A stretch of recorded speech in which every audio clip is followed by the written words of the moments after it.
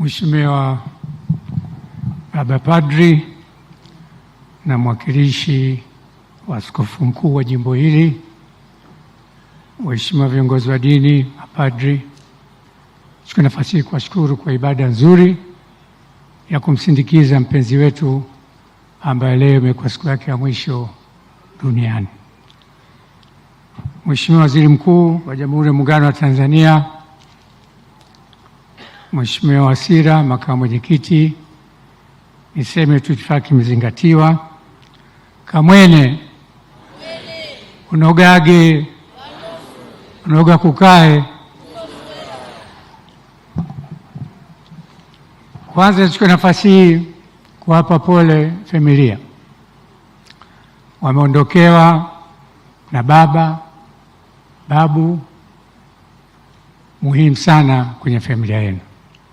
Nachukua nafasi hii vile kumpa pole Mheshimiwa Rais wa Jamhuri ya Muungano wa Tanzania kwa msiba huu mkubwa ambao umemgusa yeye na serikali yake.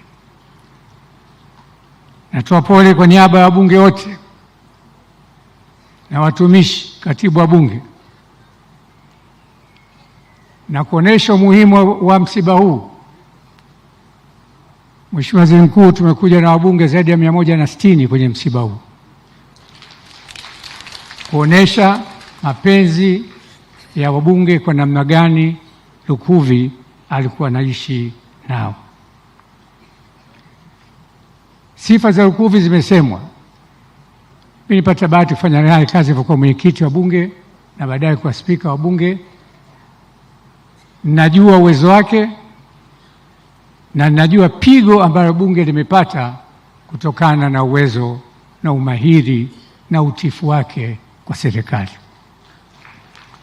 Kikubwa ni kumwombea Mwenyezi Mungu amsamehe makosa yake kwa udhaifu kwa binadamu na mweke kwenye makazi mema mazuri mpaka hapo watapokutana naye mwenyewe. Nawashukuru sana.